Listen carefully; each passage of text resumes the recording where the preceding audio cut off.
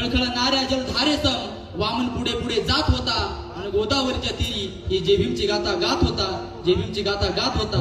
आणि वामन दादा आपल्या भीम चळवळीमध्ये गाणं लिहितात. चांदण्याची छाया कापराची काया, चांदण्याची छाया कापराची काया, माऊलीची माया होता माझा भीमराया, माऊलीची माया होता माझा भीमराया, माऊलीची माया होता माझा भीमराया.